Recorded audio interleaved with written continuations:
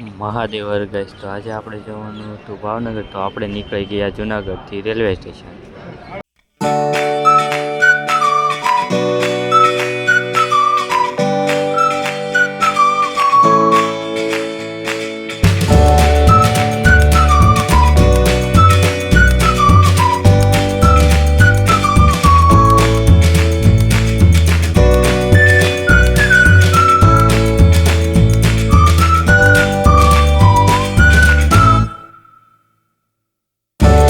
અને ટ્રેનની બહાર જઈને બહારનો વ્યૂ જોયો, તો બહારનો વ્યૂ ખૂબ જ સરસ હતો.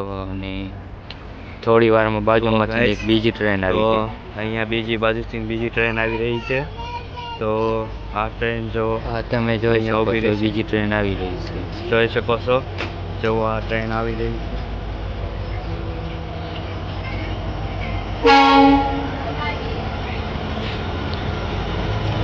આ માલગાડી છે. આમાં એક સ્ટેશનેથી બીજા સ્ટેશને માલ પહોંચાડવામાં આવે છે, અને આમાં વિવિધ વસ્તુઓની હેરફેર કરવામાં આવે છે.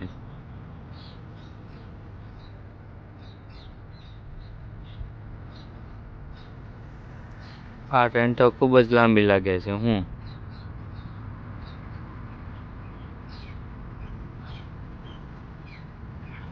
બીજી બાજુ જોઈ તો પેલા ભાઈ જો બહાર ડોકાઈ રહ્યા.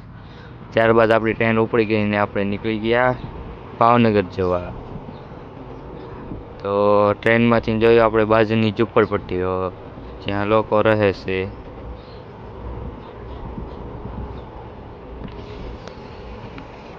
બાજુમાં જોયું તો અહીંયા વિવિધ ખેતરો હતા, અને ખેતરોમાં જોયું તો પાક ઊભા હતા. અને આ બાજુ મોટા ભાગે આપણને ધાણાની ખેતી કરતા જોવા મળે છે. અને આ છે આપણા ભાઈ પીએસઆઈ, જેનો પીએસઆઈનું ગ્રાઉન્ડ પાસ કર્યું છે. બાદ આપણે નીકળી ગયા ટ્રેન બદલવા, કારણ કે આપણે જવાનું હતું ભાવનગર, તો ટ્રેન ભાવનગર નથી જતી.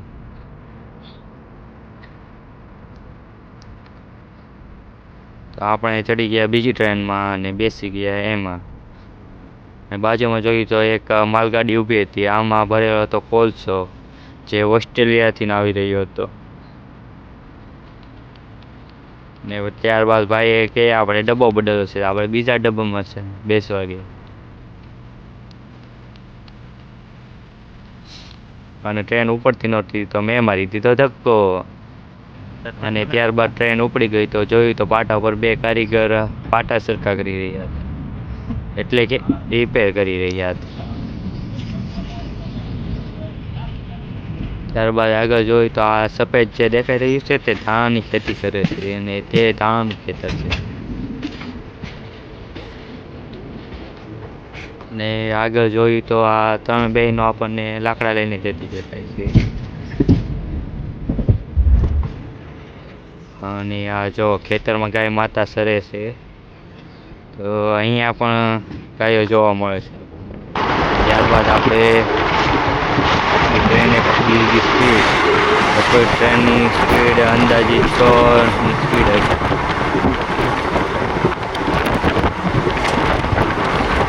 તો ગાઈઝ, આ બધી જ ધાણાની જ ખેતી થાય છે.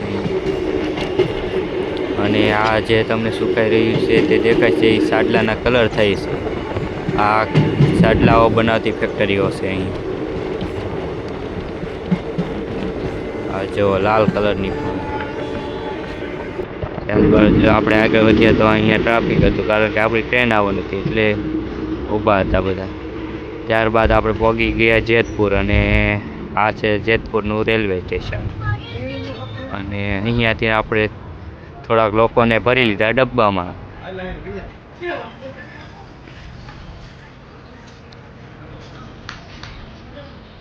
તો ગાઈઝ, આ ભાઈને લાગી ગઈ તરસ ને પી લીધું પાણી, અને બેસી ગયા ટ્રેનમાં. આ ભાઈ જો શું કહે,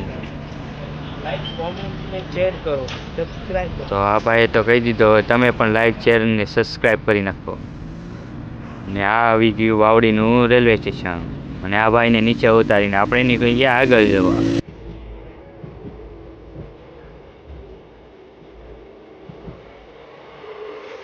તો ગાઈઝ, આ ભાઈ જો પોતાની બાબુ સાથે વાત કરવા લાગી ગયા. અને આ ભાઈ જોઈ રહ્યા છે રીલ અને આગળ જોયું તો ટ્રાફિક. તો ફાઇનલી હવે આપણે પહોંચી ગયા છીએ દેવલી રેલવે સ્ટેશન. તો અહીંયા પણ ટ્રેન ઊભી રહી અને અહીંથી પણ થોડાક લોકોને બેસાડી દીધા આપણે ટ્રેનમાં. તો લોકો બેસી રહ્યા છે અંદર અને આપણે બહાર ઊભા હતા.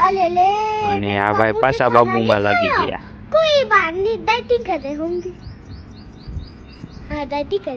અને આ ભાઈ જો બહાર બેઠા હતા અને કોણ આવી ગયું. પછી આપણે ભાઈને બોલાવી લીધા અંદર અને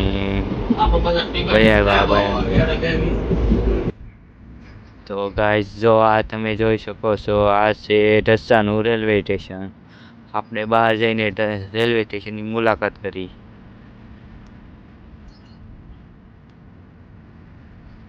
ત્યારબાદ આપણે બહારનો નજારો જોયો તો ખૂબ જ મજા આવી અને આ રેલવે સ્ટેશન પણ ખૂબ જ સરસ છે.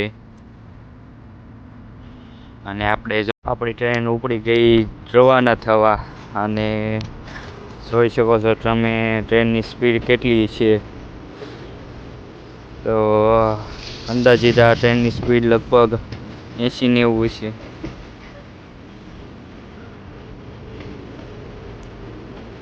ને આપણે બહારનો વિડીયો બનાવી રહ્યા હતા અને પાછું એક રેલવે સ્ટેશન આવી ગયું. આ છે સિંહણનું રેલવે સ્ટેશન. જો જેટલા લોકો બેઠા છે અહીંયા, આ બધા લોકો ટ્રેનની મુસાફરી કરવા માટે બેઠા છે.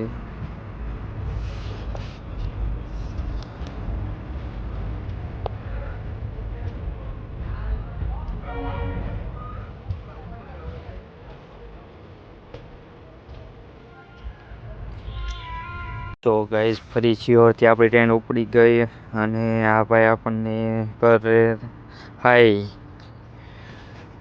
તો ગાઈઝ ભાવનગર પહોંચતા આપણે જોયા આ ભાઈને અને ભાવનગર પહોંચ્યા તો જોયું તો તિરંગો શાંતિ લહેરાઈ રહ્યો હતો. અને આ છે આપણે ભાવનગરનું રેલવે સ્ટેશન. તો આ છે ભાવનગરનું રેલવે સ્ટેશન ને આ તિરંગો લહેરાઈ રહ્યો છે. તો આ આપણી સાથે હતા. આ ભાઈ પણ આપણા ટીમ મેમ્બર છે અને આપણે પહોંચી ગયા ભાવનગરની બજારમાં. તો આ ભાવનગરની બજાર છે. ત્યાંથી આપણે રિક્ષામાં આવવાનું હતું. તો આપણે આગળ બસ સ્ટેન્ડ તરફ વધ્યા અને જોયું તો અહીંયા આ બધા લોકો રોડ પર કપડાનો વસ્તુઓ વેચી રહ્યા હતા. જોઈ શકો છો તમે કેટલા બધા લોકો વસ્તુઓ વેચે છે. અને ત્યારબાદ આપણે આ બે ભૂરિયા જોયા જે વિદેશમાંથી આવ્યા હતા. આ ભૂરિયા કોઈએ જોયા જરા કોમેન્ટ કરી દેજો. અને પહોંચી ગયા બોર તળાવ જે ભાવનગરમાં આવેલું છે.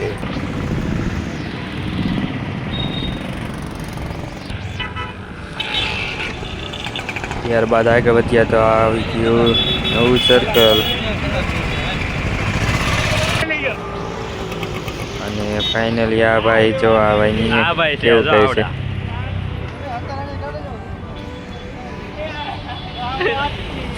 આ ભાઈ હાવ થાકી ગયા હતા અને આ ભાઈ મસ્તી કરી રહ્યા હતા.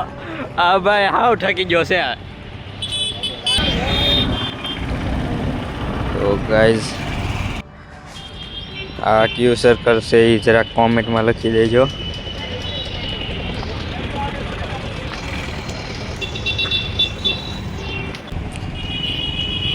અને મસ્તી કરતાં કરતાં પહોંચી ગયા આગળ રેલવે સ્ટેશને અને અહીંયા આપણી તળાજાની બસ ઊભી હતી તો બેસી ગયા તળાજાને પહોંચી ગયા તળાજા. આ વિડીયો ગમ્યો લાઈક શેર ને સબસ્ક્રાઈબ કરો.